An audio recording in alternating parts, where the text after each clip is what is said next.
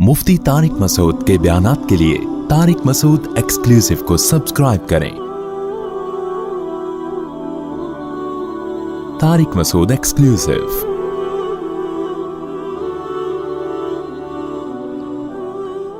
फ़िरक़ों में से एक फ़िरक़ा जन्नती होगा तो चार मुज्तहिदीन में भी तो इख्तलाफात हैं। इन इख्तलाफात के बावजूद भी सब एक ही फ़िरक़े में आते हैं। चारों मुज्तहिदीन में जो इख्तलाफात हैं ये फ़ुरूई इख्तलाफात हैं, ये सहाबा में भी मौजूद थे, तो इसको फ़िरक़ावारियत नहीं कहा जाता। ये तो सहाबा के दरमियान मौजूद थे, तो इसका मतलब सहाबा ने क्या फ़िरक़े बना लिए थे। तो फ़ुरूई मसाइल की बेस पे जो इख्तलाफ होता है वो फ़िरक़ावारियत नहीं कहलाता। जो बेसिक चीज़ों में इख्तलाफ होता है ना वो फ़िरक़ावारियत कहलाता है। चलो मुझे एक वजाहत का मौका मिल गया। मेरे ख़िलाफ़ अभी एक क्लिप आया हुआ है, कोई ख़ातून नक़ाब में बैठी हुई है, उनसे कोई इंटरव्यू ले रहा है, शायद आपने भी देखा हो।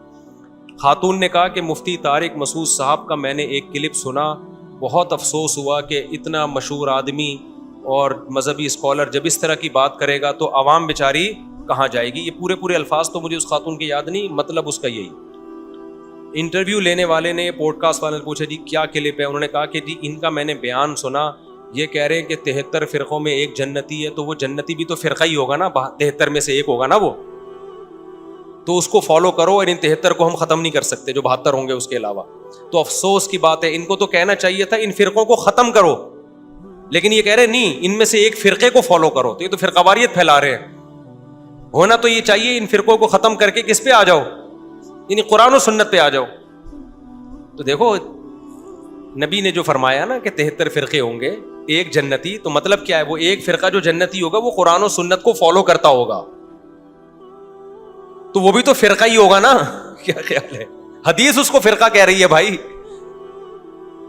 तो ये तो हदीस से पता चल रहा है फ़िरक़े ख़त्म नहीं हो सकते। फ़िरक़े एक ही तरह से ख़त्म हो सकते हैं, 73 फ़िरक़ों को लाके 72 को बम से उड़ा दो, जो एक बचे वो जन्नत में। ये कर सकते हो आप? जब ये नहीं कर सकते हैं तो आप, क्योंकि नजरिया थोपा थोड़ी जा सकता है, फ़िरक़ों से ज्यादा मसला तो मजहबों का है ना। 73 अगर फ़िरक़े हैं तो मजहब दुनिया में कितने हैं? ईसाई, यहूदी और हिंदू, सिख, बुद्धिस्ट, पता नहीं और जाओगे तो छोटे मोटे कितने निकलेंगे। तो दुनिया में अमन फैलाने का ये तरीका नहीं है कि सारे मजहबों को बम से उड़ा के खत्म कर दो और सिर्फ मुसलमान बाकी रह जाएं। इससे मजहबी नफरत खत्म होगी कि सारे इंसान एक मजहब पे आ जाएंगे? ऐसा नहीं होता। होगा ये ला इकराह फिद्दीन, अल्लाह ने कहा दीन में कोई जबरदस्ती नहीं है भाई। ये इस्लाम है, ये कुफर है, जिसने इधर आना इधर आ जाए, उधर जाना है उठे चला जाए, लेकिन लड़ो नहीं आपस में, नफरतें नहीं फैलाओ। यही इसी से खत्म होगी ना मजहबी नफरत। क्या ख्याल है?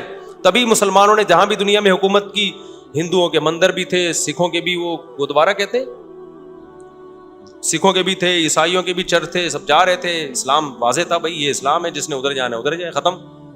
तो इसी तरह फ़िरक़ावारियत जो ख़त्म होगी ना, वो इस तरह नहीं होगी कि ये वाला फ़िरक़ा जहन्नम में जाएगा, ये वाला जहन्नम में जाएगा, इसकी नमाज गलत, उसकी नमाज गलत, उसकी नमाज गलत, उसकी नमाज गलत। ये तरीक़ों से जैसे मैं कहना शुरू कर दूं हिंदू गलत, ईसाई गलत, सिख गलत, और हर बयान में ये करता रहूं, हो सकता है कोई हिंदू यहां आके बम रख के चला जाए। ठीक है, एक दिन होगा, 2-4 दफा तो चलता है, 6-8 दफा होगा, बोलेगा भाई तू क्या कर रहा है भाई, तू इस्लाम को एक्सपोज कर, बता तौहीद क्या है, हमें नाम ले लेके क्यों कर रहा है ऐसे। तो इसी तरह जो इस्लाम में 73 फ़िरक़े वो तो होंगे, वो तो नबी ने कह दिया, वो खत्म थोड़ी हो सकते हैं। अभी पूरे 73 हुए नहीं है, लेकिन अभी रिपोर्ट ये है कि होने वाले हैं, और सारे पाकिस्तान में ही पूरे होंगे, जाने की जरूरत ही नहीं रहेगी।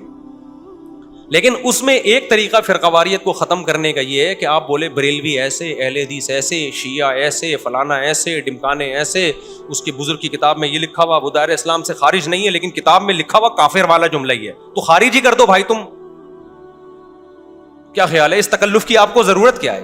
बाज लोग कहते हैं हम किसी को काफिर नहीं कहते, तो आपको ये तकल्लुफ की जरूरत क्या है? जब आपने उसकी इबारतों से निकाल के कादियानियों से भी बदतर बना दिया उसको, तो अब ये तकल्लुफ के वो काफिर नहीं है। तो इसकी ये ऐसी मीठी छुरी है ना, ये ऐसे जैसे मैं बोलूं कि ये आपको मिसाल दे रहा हूं, आप हो नहीं ऐसे। ये मेरे पास आए, मैं कहूं ये वीडियो कैमरे में देखो ये चोरी कर रहा है, अब ये क्या यार, ये तो किसी को नहीं पता था भाई, ये तो मुझे पता था मुफ्ती साहब आपने क्या किया, ये देखो ये चोरी। یہ دیکھو یہ دیکھو یہ لیکن بھائی ہے میرا, میں نماز سب کے پیچھے پڑھتا ہوں, اور مسلح میں اس کو لے آیا, تو یہاں نماز پڑھا, میں تیرے پیچھے نماز پڑھوں گا. آپ بولو گے یار اس تکلف کی, گندا مجھے اتنا کر دیا, کسی کام کا نہیں چھوڑا.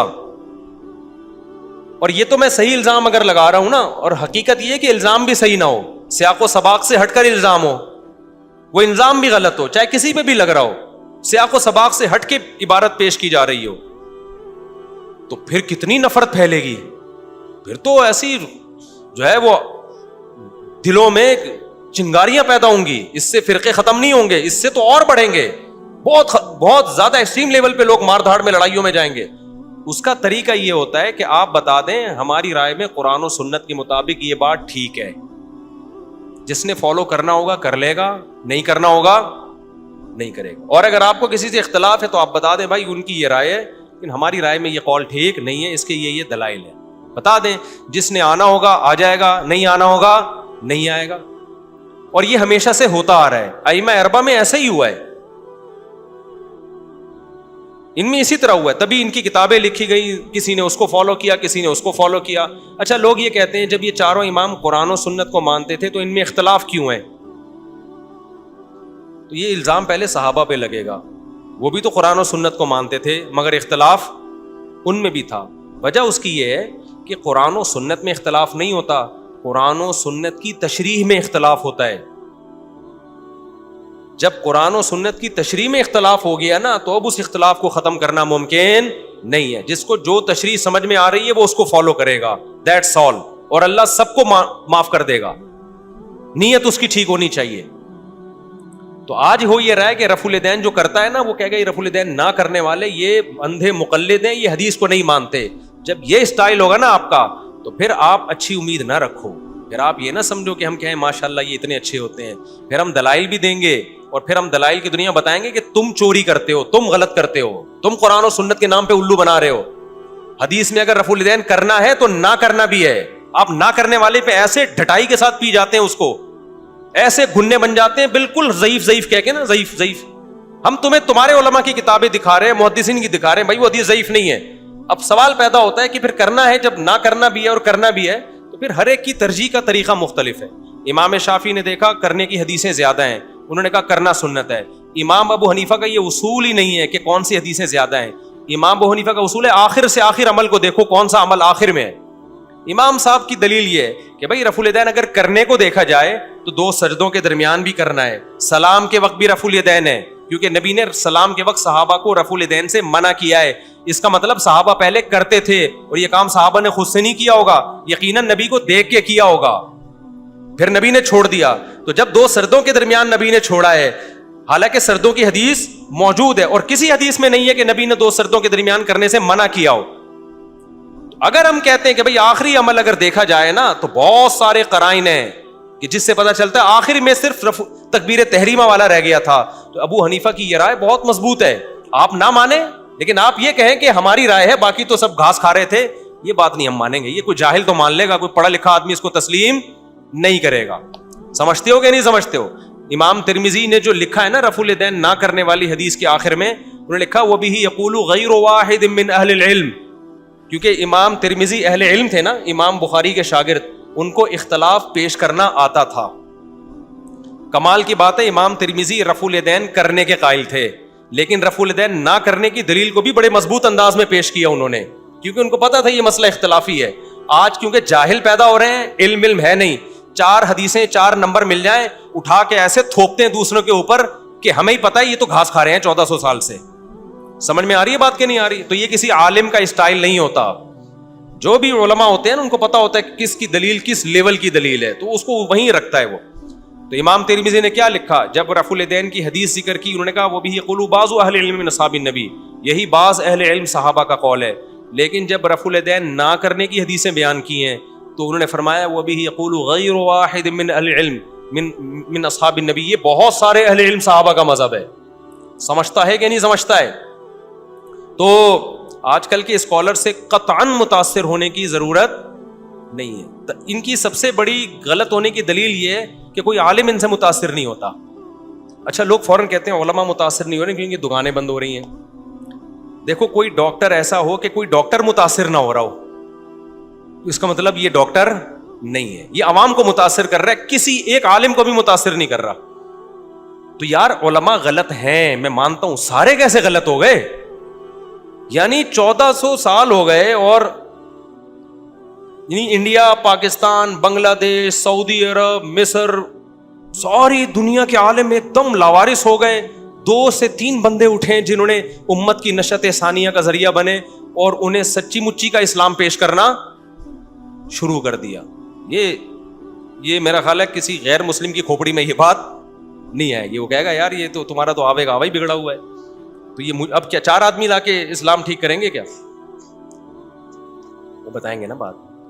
اہل بدعت کے پیچھے نماز جائز ہے، مشرک کے پیچھے جائز نہیں ہے. تو رفع الیدین کا مسئلہ ہو گیا. تو خیر، تو بتانے کا مقصد یہ ہے کہ یہ جو نئے نئے مارکیٹ میں اسکالرز آ رہے ہیں نا، ان کے بھرم اور ان کے چیلنجوں اور ان کے دعووں سے متاثر ہونے کی ضرورت نہیں ہے.